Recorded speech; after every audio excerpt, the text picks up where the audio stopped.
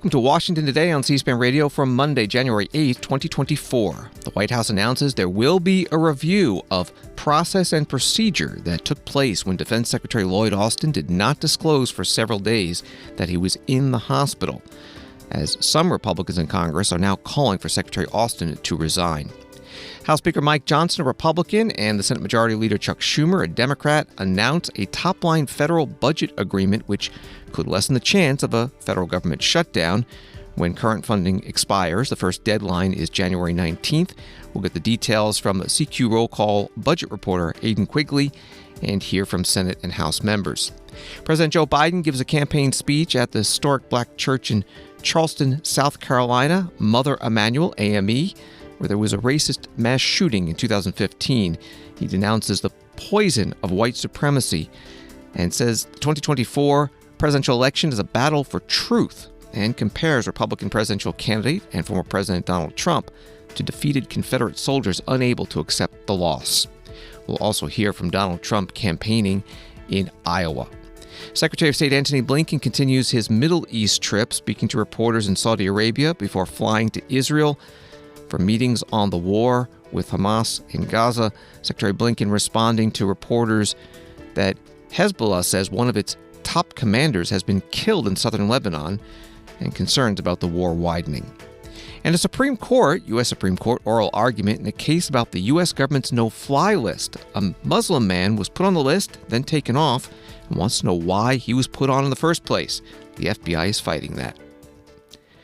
From NBC News, Defense Secretary Lloyd Austin has come under scrutiny from a growing number of congressional lawmakers who are demanding answers after the Defense Department delayed informing administration officials, Congress, and the public about his hospitalization. The Pentagon waited 3 days after Austin arrived at Walter Reed National Military Medical Center to inform senior officials in the White House's National Security Council of Austin's condition, including that he spent 4 days in the intensive care unit. U.S. official previously confirmed to NBC News. Austin's deputy, Kathleen Hicks, who was on vacation in Puerto Rico at the time, learned about his condition 2 days after she took over his duties, senior defense official told NBC News on Sunday. Various reports saying that Secretary Austin had elective medical procedure in late December, was hospitalized on January 1st, and National Security Advisor Jake Sullivan and President Biden made aware of this January 4th, the Pentagon telling the public January 5th. The spokesperson for the White House National Security Council, John Kirby, joined the White House Press Secretary Karine Jean-Pierre at a news conference aboard Air Force One. Is the level of frustration at the NSC about Secretary Austin not informing the White House until later about his hospitalization, and will there be any consequences for that? I think, our main focus right now is on Secretary Austin's health and making sure that he gets all the care and support that he needs to fully recover. That's the focus. And he has already resumed all his authorities. He's already doing all of the functions he would normally do. He's doing it right now from the hospital. We'll obviously, I think, as you might expect, we'll take a look at process and procedure here and try to learn from this experience. And if there's some changes that need to be made in terms of process and procedure, we'll do that. There are some calls for him to be fired. Is that something that the president is wanting or considering doing? The president's number one focus is on his health and recovery, and he looks forward to having him back at the Pentagon as soon as possible. The president respects the fact that Secretary Austin took ownership for the lack of transparency. He also respects the amazing job he's done as Defense Secretary and how he's handled multiple crises over the last almost 3 years now, and very much values his advice, candor, leadership, and again, looks forward to having him back at the Pentagon soon. Does the president know what elective surgery the secretary had, even though the American people don't know? And does he know what his current symptoms are and his current health condition is? I know that the president had an opportunity to talk to Secretary Austin a couple of days ago, wish him well, get that conversation, and I don't know the level of the president's personal knowledge of his medical situation, and that would really be between the two men. Your question about that elective procedure is really better directed to the Pentagon, not to us. I want to make sure I put a fork in my answer to you. There is no plans for anything other than for Secretary Austin to stay in the job and continuing the leadership that he's been demonstrating. John, given the delay in disclosing this, did Secretary Austin meet the president's own standard of transparency? And is the White House committed, if President Biden had to have some kind of medical procedure, is the White House committed to releasing that information to the public in a very timely manner?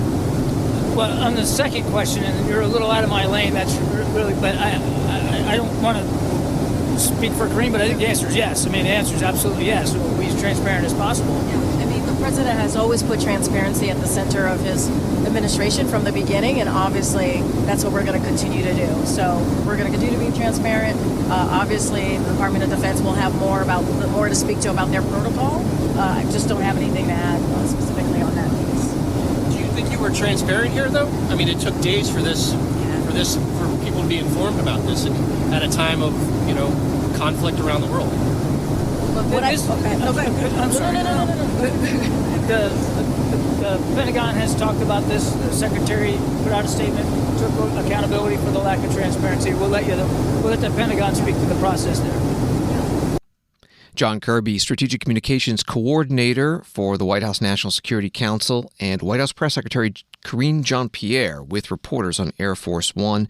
Defense Secretary Austin did put out that statement on Saturday. He said he could have done a better job ensuring the public was appropriately informed, and he wrote, "I commit to doing better." Secretary Austin is 70 years old. He is sixth in line in the presidential succession. Air Force Times reports that Air Force Major General Pat Ryder, the Pentagon press secretary, said Monday that Secretary Austin's chief of staff was out with the flu early last week when she learned the news and did not make any moves to notify parties outside Secretary Austin's immediate team until she was returned to work on Thursday, which was January 4th. The House Republican Conference Chair, Lee Stefanik, Republican from New York, posting today, "This concerning lack of transparency exemplifies a shocking lack of judgment and a significant national security threat. There must be full accountability, beginning with the immediate resignation of Secretary Austin and those that lied for him, and a congressional investigation into this dangerous dereliction of duty." Congresswoman Kat Cammack, Republican from Florida, was interviewed on Fox News today about Secretary Austin. Leave it to the Biden administration to take something routine like an elective surgery, which happens often with members of Congress, with members of the administration, and botch it. I mean, this is dangerous incompetence. It's not just incompetence. It's not just a lack of transparency. It is dangerous because not only, which has been pointed out multiple times, are our men and women in uniform and our military installations abroad under constant attack, particularly in the Middle East, but there is a heightened level of engagement around the globe. And when you have the Secretary of Defense, sixth in command, out of commission, his deputy not even knowing that he himself is out of commission in the ICU and on vacation, I mean, this is absurd. This just is another example as to why actions have consequences. And I go back to the 117th Congress, Harris, when there was a vote under Speaker Pelosi to grant a waiver to allow Austin to become Secretary of Defense. Now, the rationale back then was, well, it's been done before, so we should do it again. I was proud that I voted against granting Austin that waiver. He should have never been Secretary of Defense because he was a failed commander when he was in control of Central Command. In fact, when I was at the Naval War College, he was a case study in failures of leadership. We've known back then, and he has demonstrated, whether it was then with the botched Afghanistan withdrawal or now his lack of communication, he is not fit to be the Secretary of Defense. Congresswoman Kat Cammack, Republican from Florida, today on the Fox News Channel. This is Washington Today. From the Washington Post, congressional leaders reached a $1.66 trillion agreement Sunday to finance the federal government in 2024, preserving funding for key domestic and social safety net programs despite GOP demands to cut the budget. Now lawmakers are up against a stiff deadline to pass legislation to codify the deal and avert a partial government shutdown in less than 2 weeks. Funding runs out for roughly 20% of the budget, including for essential programs such as some veterans assistance and food and drug safety services on January 19th. And money for the rest of the government runs out shortly after that on February 2nd. That was from the Washington Post. The budget deal announced by the Senate Majority Leader Chuck Schumer, Democrat, and House Speaker Mike Johnson, Republican. C-SPAN spoke about the deal this morning with Aidan Quigley, budget and appropriations reporter for CQ Roll Call. It's nice to start the year with some good appropriations news. We have a top-line agreement, which is a big step forward. Essentially, it includes the spending levels that were agreed upon last summer during the debt limit negotiation. There are some changes, which Republicans are saying are wins. They got an additional $16 billion in clawbacks of previously appropriated money, which would be COVID money and IRS enforcement dollars. Democrats are saying that on the IRS front that that's just money that would have been taken back next year anyway. So there's a little bit of a debate over that. But essentially, we have a deal. Appropriators can get to work. And that's good news for the appropriations process. Break it down for defense spending, non-defense spending here. Yeah, so the deal includes $886.3 billion in defense spending and $772.7 in non-defense spending.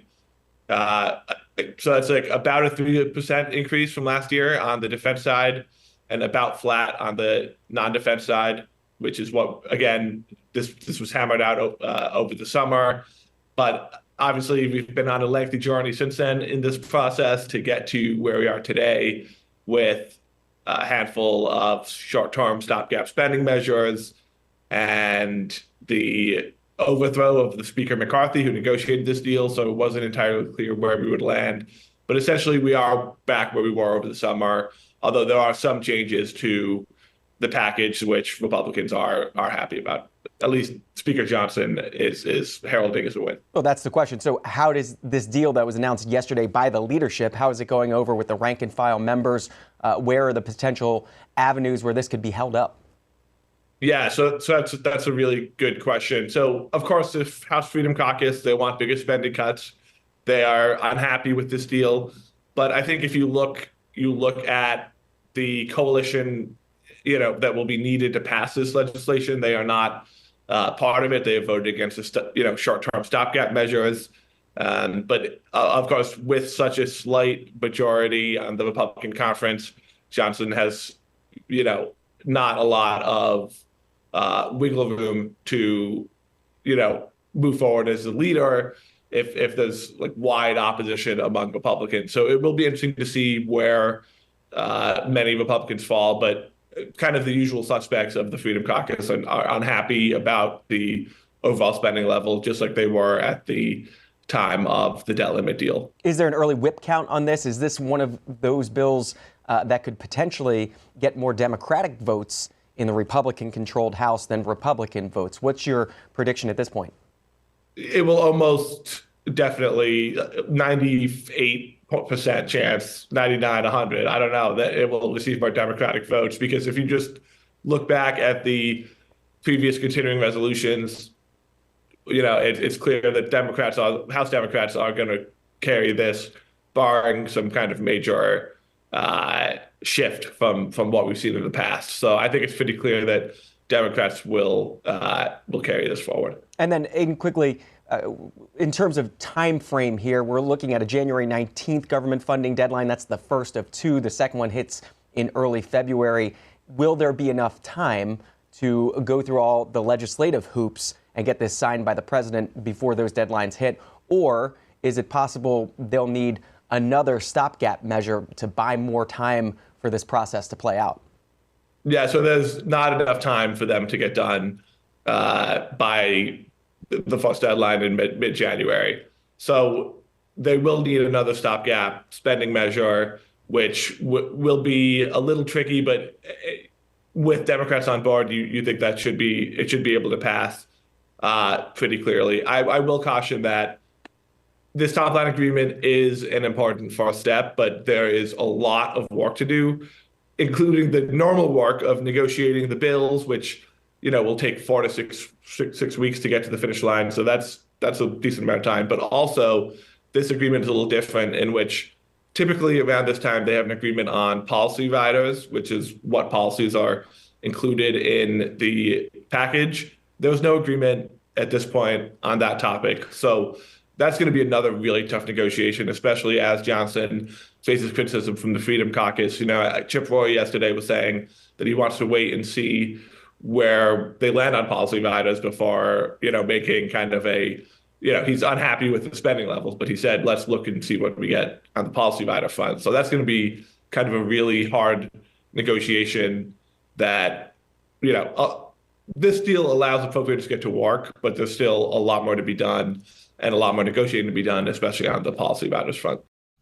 Aidan Quigley, budget and appropriations reporter for CQ Roll Call on C-SPAN's morning program Washington Journal, Monday morning.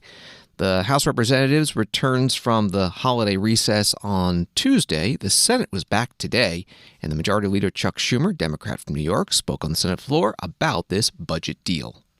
I have excellent news on government funding. Yesterday, I announced with Speaker Johnson that congressional leaders have reached a top-line agreement for government funding for the 2024 fiscal year.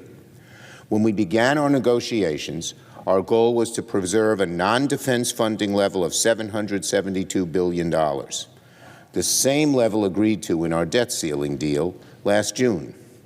And that $772 billion was precisely the number we reached. Not a nickel was cut. Again, our goal was 772, and that's precisely the number we reached in this bipartisan agreement. The agreement now clears the way for Congress to act in the coming weeks to avoid a government shutdown, while also preserving key domestic programs that benefit millions of Americans. The framework agreement will enable the appropriators to address many of the major challenges America faces at home and abroad. It also allows us to keep the investments for hardworking American families that congressional Democrats and President Biden secured through our legislative agenda. And, Madam President, both parties reached this agreement without resorting to the painful and draconian cuts that the hard right, particularly those in the Freedom Caucus, clamored for. The hard right wanted to put a chopping block on programs that help millions of Americans. So I'm happy to say that Democrats protected vital priorities like housing programs, veterans benefits, health care, nutrition programs, small business support, the National Health Fund, the NHS, and funding for federal law enforcement. And I'm particularly pleased that we will protect the historic climate investment Democrats passed in the Inflation Reduction Act. The hard right wanted to use the appropriations process to undo our climate investments. Democrats said no, and we held the line. The hard right also wanted to make cuts to the IRS so that the ultra-rich tax cheats could weasel their way out of paying their fair share. By keeping the cuts at $20 billion, I'm happy to say this agreement will not affect the IRS's ability to keep holding the richest tax cheats accountable. Remember, when Democrats passed the Inflation Reduction Act, we gave the IRS new tools to audit the richest of the rich who don't pay their fair share. All these tools will remain in place. Senate Majority Leader Chuck Schumer, Democrat from New York, today on the Senate floor. Senator Mike Lee, Republican from Utah, reposting Senator Schumer's remarks, adding this: we're approaching $35 trillion in debt, and Americans feel it every time they pay for, well, anything, but not a nickel was cut. Good for us. We thank the Republicans who so eagerly agreed to fund Democratic priorities without even demanding that Biden first enforce the border. And the House Freedom Caucus Twitter account, or X account, has this: it's even worse than we thought. Don't believe the spin. Once you break through typical Washington math, the true total programmatic spending level is $1.658 trillion, not $1.59 trillion. This is a total failure. Congressman Greg Murphy, Republican from North Carolina, was interviewed about the budget deal on Fox News Channel today. He says he plans to support it because he says parts of the government that it will fund are not the ones where needed savings will be coming from. We elect our leaders to lead, and we got rid of one of our members with Kevin McCarthy. The Freedom Caucus did, or members thereof, and now we have Mike Johnson. Mike is a very, very competent and very, very good conservative, and if you don't let your leaders lead, then you end up in chaos. And so it just gets to be the point now where how much can you just say no and remain to be credible? If you say no, and everything's a failure and you're against everything, you lose credibility. We have to let our leaders lead. And if you look at the long term, if you look at the real big picture here, Maria, this 15% of spending is really not going to move the needle. Until we reform mandatory spending, Social Security, Medicare, Medicaid, those are the things that are going to reform spending. Fighting over these 15% of things just to make take your basketball and go home because you don't get everything you want, loses your credibility and then really doesn't help the cause. We end up with more bipartisan bills that way than anything else. Congressman Greg Murphy, Republican from North Carolina, today on Fox News Channel. In a letter Sunday announcing the budget agreement, the top-line agreement, Speaker Mike Johnson wrote that the agreement will not satisfy everyone and does not cut as much spending as many of us would like, but he called it the most favorable budget agreement Republicans have achieved in over a decade. Congresswoman Marjorie Taylor Greene, Republican from Georgia, posting today, I am a no on the Johnson-Schumer budget deal. The $1.6 trillion budget agreement does nothing to secure the border, stop the invasion, or stop the weaponized government targeting Biden's political enemies and innocent Americans. President Biden put out a statement on this agreement when it was announced on Sunday, saying it reflects the funding levels that I negotiated with both parties and signed into law last spring. It rejects deep cuts to programs hardworking families count on and provides a path to passing full-year funding bills that deliver for the American people and are free of any extreme policies. And the White House Press Secretary Karine Jean-Pierre asked about it by reporters as they flew on Air Force One. There was a spending top lines agreement over the weekend. What is the administration's current view on whether a shutdown can be avoided in a couple weeks? So let me just say a couple of things since this just happened, right, over the weekend, and just want to be on the record here. So the bipartisan funding framework congressional leaders have reached moves us one step closer to preventing a needless government shutdown and protecting important national priorities. The framework reflects the funding levels negotiated as part of the bipartisan budget agreement and rejects deep cuts to programs hardworking families count on, and it provides a path to passing full year funding bills that deliver for the American people and are free of any extreme policies. Now, it is for congressional Republicans. They have to do their jobs. They must do their jobs and stop threatening to shut down the government and fulfill their basic responsibility to fund critical domestic and national security priorities, including the president's supplemental request. It's time for them to act. And so that's what we expect as far as the process and how this moves forward. That is certainly a congressional leaders. We leave it to the congressional leaders to figure out how this legislative process is going to be. But look, and we have said this over and over again, this is their basic duty when it comes to Congress and keeping the government open and funded. This is something that they are responsible for, and they should not play politics with this. These are programs that the American people rely on, and so they have to get this done. White House Press Secretary Karine Jean-Pierre with reporters flying with the president on Air Force One. From thehill.com, the top-line numbers are separate from a supplemental spending request from the White House on additional aid for Ukraine and Israel. A bipartisan group of senators have been negotiating a deal to pair border and immigration policy changes with aid to Ukraine. Also today, the Homeland Security Secretary Alejandro Mayorkas making a visit to the U.S.-Mexico border in Eagle Pass, Texas. This comes ahead of the House Homeland Security Committee considering the impeachment of Secretary Mayorkas that's scheduled for Wednesday. On Wall Street today, the Dow up 216, NASDAQ up 319, S&P up 66. From the New York Times, Boeing's share price fell sharply on Monday in the first trading session after part of the fuselage of one of its 737 MAX 9 jets blew out on an Alaska Airlines flight on Friday night. And from CNBC, United Airlines said Monday it found loose bolts on door plugs of several Boeing 737 MAX 9 planes during inspections spurred when the panel on that type blew out during an Alaska Airlines flight. At 16,000 feet last week, the Federal Aviation Administration on Saturday grounded dozens of 737 MAX 9s after that panel blew out midnight on Alaska Flight 1282, calling for inspections. And from Bloomberg News, the EPA on Monday announced nearly $1 billion in grant funding for clean school buses across the U.S., enough to help school districts buy more than 2,700 buses. The plan touches 280 school districts in 37 states, including battleground states like Georgia, Pennsylvania, Arizona, and Michigan, helping sell the Biden administration's agenda in the walk-up to the 2024 election. That was from Bloomberg News. Administrator Michael Regan was at Stone Mountain Middle School today in Stone Mountain, Georgia, making the announcement. Every single day, millions of children across this country ride the yellow school bus to and from school. And for many, it's that quintessential childhood experience.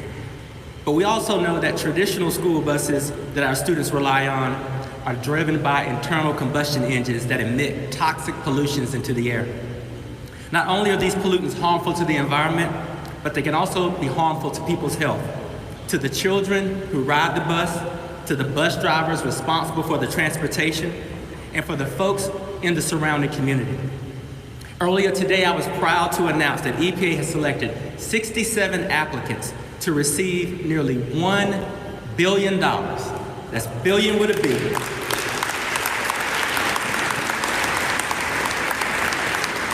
$1 billion through our first Clean School Bus Program grant competition. And of that $1 billion, thanks to Senator Warnock, Congressman Johnson, Congressman Williams, and others, $60 million, nearly $60 million of that will land right here in the state of Georgia. EPA Administrator Michael Regan at a middle school in Stone Mountain, Georgia. The $1 billion is the second round of funding from the $5 billion in the 2021 infrastructure law. And from a Washington Post article about this announcement, several states have forged ahead with plans for phasing out diesel buses. In 2021, Maryland passed a law requiring all new purchased school buses to be electric by 2025. And in October, California Governor Gavin Newsom signed similar legislation with requirements that will take effect in 2035. And in New York, will bar school districts from buying diesel-burning school buses starting in 2027. Washington Today continues in a moment. We want to take a minute to ask for your help. Your financial support will ensure that C-SPAN can continue to produce podcasts that inform you about national politics, introduce you to the latest nonfiction books, and provide valuable historical context to today's news. Make a donation today and be a part of C-SPAN's future. Visit c-span.org/donate. Welcome back to Washington Today, available as a podcast on the C-SPAN Now mobile app, which is free, and wherever you find your podcasts. A few more headlines. Mitch Landrieu, White House senior advisor and infrastructure implementation coordinator, is leaving the White House to join President Biden's re-election campaign as national co-chair. He's also a former mayor of New Orleans, a Democrat. House Republicans have released a resolution recommending that Hunter Biden, son of the president, be held in contempt of Congress for defying a subpoena for closed-door testimony. The House Oversight Committee will be voting on this resolution on Wednesday. The chair, James Comer, writing a report that accompanies the resolution. Mr. Biden's flagrant defiance, he writes, of the committee's deposition subpoenas while choosing to appear nearby on the Capitol grounds to read a prepared statement on the same matter is contemptuous, and he must be held accountable for his unlawful actions. On the campaign trail, this from the New York Times, Emauel African Methodist Episcopal Church in Charleston, South Carolina, the oldest AME church in the South, will forever be associated with former President Barack Obama because of his memorable and melodic eulogy for the 9 victims of a racist massacre in its fellowship hall in June 2015. But it is Joseph R. Biden Jr. who became the first sitting president to speak at the storied church. when he delivered a campaign address there Monday about threats to American democracy, including those posed by political and hate-fueled violence. The Biden's campaign choice of Emauel was intended to show common cause with black voters, who polls suggest have lost a measure of enthusiasm for the president. South Carolina, where African Americans make up about 60% of the Democratic electorate, hosts the party's first-of-the-nation primary on February 3rd. They're reporting from the New York Times. Here's President Biden at the church in Charleston. After the Civil War, the defeated Confederates couldn't accept the verdict of the war. They had lost. So they say they embraced what's known as the lost cause, a self-serving lie that the Civil War is not about slavery, but about states' rights. They've called that the noble cause. That was a lie that had, not just a lie, but it had terrible consequences. It brought on Jim Crow. So let me be clear, for those who don't seem to know, slavery was the cause of the Civil War. There was no negotiation about that. Now we're living in an era of a second lost cause. Once again, there's some in this country trying to turn a loss into a lie which, if allowed to live, will once again bring terrible damage to this country. This time, the lie is about the 2020 election. The election which you made, your voices heard, and your power known. Just 2 days ago, we marked the third anniversary of one of the darkest days in American history, January the 6th, the day in which insurrectionists stormed the United States Capitol, trying for the first time in American history to stop the peaceful transfer of power in the country. We all saw with our own eyes the truth of what happened. That violent mob was whipped up by lies from a defeated former president, smashing windows, smearing blood on statues, ransacking offices. Outside, insurrectionists erected gallows, chanting, "Hang Mike Pence." Inside, they hunted for Nancy Pelosi, chanting, "Where's Nancy?" We saw something on January 6th we'd never seen before, even during the Civil War. Insurrectionists waving Confederate flags inside the halls of Congress built by enslaved Americans. A mob attacked and called black officers, black veterans, defending the nation, those vile of racist names.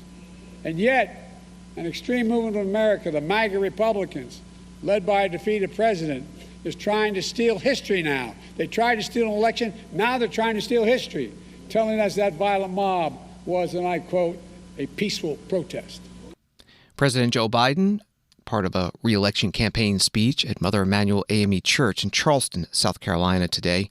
This follows his speech on Friday near Valley Forge, Pennsylvania, also focused on the third anniversary of the January 6th attack on the U.S. Capitol and threats to democracy, and Donald Trump, former president and leading contender for the 2024 Republican presidential nomination.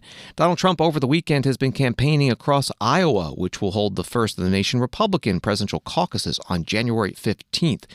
On Friday, he spoke in Sioux Center, Iowa, and referenced President Biden's speech in Pennsylvania about democracy. Biden's record is an unbroken streak of weakness, incompetence, corruption, and failure. Other than that, he's doing quite well, isn't he, don't you? That's a hell of a list. That's a hell of a list, right? That's why Crooked Joe is staging his pathetic fear-mongering campaign event in Pennsylvania today. Did you see him? He was stuttering through the whole thing. He's going to, he's a threat to democracy. I'm a threat. They've weaponized government. He's saying, I'm a threat to democracy. He's a threat to democracy. Well, okay. Couldn't read the word. He's a threat to democracy. You know how bad the press is? You know what they do? They take me saying that, like that, and they say, Trump couldn't say the word democracy. Look. No, that's what they do. They're so bad. You know, I don't know if you saw it. I was on Sean Hannity, a good guy, really good guy, right? And we did a town hall, and he says, tell us, you're not going to be a dictator, right? I said, Sean, I'm going to be a dictator for one day, for drilling and for closing the border. And after that, I'm not going to be a dictator. So remember the way I said, I'm going to be a dictator for one day, for those two things, and then after that, I'm not going to be. So I said, I'm going to be a dictator for one day, for drilling, right? For drilling. And then, so what do they do? What do they do? We say drilling and the border. Then I go, and then after that, I'm not going to be a dictator, so one day. So they have me on the news all over the place. I'm going to be a dictator. Cut. Did you see that? This is the fake news media. They have the first part, I'm going to be a dictator. Cut. And they had to cut it fast because I kept it going fast because I know exactly what they do. Former President Donald Trump, 2024 Republican presidential candidate, on Friday in Sioux Center, Iowa. A story from the Iowa Capitol Dispatch. Republican Party of Iowa Chairman Jeff Kaufman said Monday he expects a robust turnout at the 2024 Iowa caucuses, despite the first blast of winter bearing down on the state a week before the event. However, Kaufman said the weather could get in the way of breaking the 2016 record of 186,000 caucus participants. Returning to President Biden's campaign speech at Mother Emauel AME Church in Charleston, South Carolina, at one point he was interrupted by pro-Palestinian activists calling for a ceasefire in the war between Israel and Hamas in Gaza. The truth is under assault in America.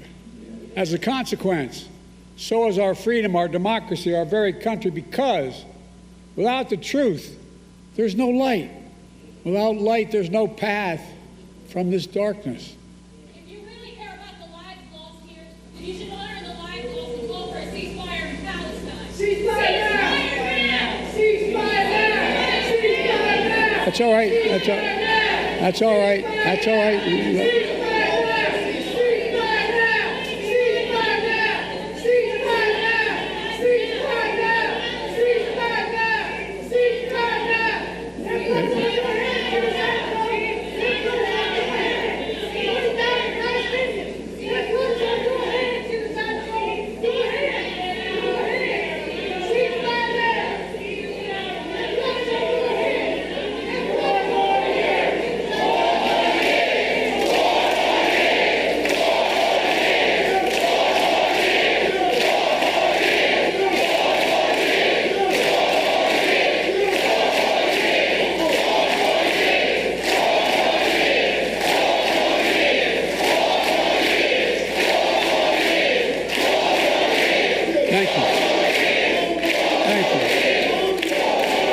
Thank you.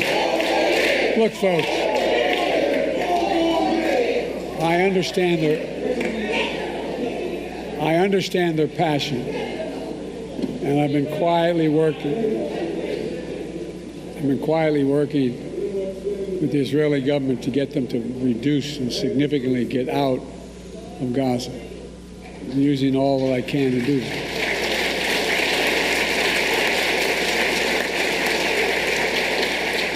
But I understand the passion. Look, folks, after the civil... Thank you. They don't realize that. You're a good man. Well, thanks. President Biden in Charleston, South Carolina, at the Mother Emauel AME Church. Secretary of State Antony Blinken continues his trip to the Middle East. He's already visited Turkey, Greece, Jordan, Qatar, and Saudi Arabia, and today spoke to reporters at the airport in Saudi Arabia as he was heading to Israel. We're heading now to Israel, where I'll have an opportunity to share with Israeli leaders everything I've heard thus far on this trip, and also to talk to them about the future direction of their military campaign in Gaza. I will press on the absolute imperative to do more to protect civilians and to do more to make sure that humanitarian assistance is getting into the hands of those who need it. We'll also, of course, focus on our relentless efforts to bring back the hostages, Americans, Israelis, and others. And we'll talk about how we see the future for the region and for Israel. And I'm convinced that there is a future path that can actually bring lasting peace and security for Israel, that can ensure that October 7th never happens again, and that can bring the region together, that can meet the aspirations of the Palestinian people, and do it in a way that makes this a region focused on the future, not on the challenges of the past. With that, happy to take a couple of questions. Secretary, your trip is partly about trying to prevent a wider war, but Israel has now killed 2 Hezbollah leaders within a week. What does that say about U.S. leverage over Israel, and doesn't that risk a second front? And secondly, Qatari Prime Minister Al-Thani yesterday said military strikes against the Houthis were not the best option and that he preferred diplomacy since the military strikes would raise regional tensions. What message are you giving to Arab partners in the region about U.S. and coalition efforts and intentions towards potential military strikes in Yemen? Well, first, Ian, with regard to Lebanon, it's clearly not in the interest of anyone, Israel, Lebanon, Hezbollah, for that matter, to see this escalate and to see an actual conflict. And the Israelis have been very clear with us that they want to find a diplomatic way forward that creates the kind of security that allows Israelis to return home. Nearly 100,000 Israelis have been forced to leave their homes in northern Israel because of the threat coming from Hezbollah in Lebanon, but also allows Lebanese to return to their homes in southern Lebanon. And we're working intensely on that effort and doing so diplomatically. Second, with regard to the Red Sea, the international community as a whole faces a challenge. These attacks, consistent attacks by the Houthis on international shipping, are a threat to everyone. We talked about this yesterday. You've got about 15% of the world's commerce every day going through that strait, going through the Red Sea. And these attacks are having a real effect on the prices that people have to pay for food, for medicine, for energy.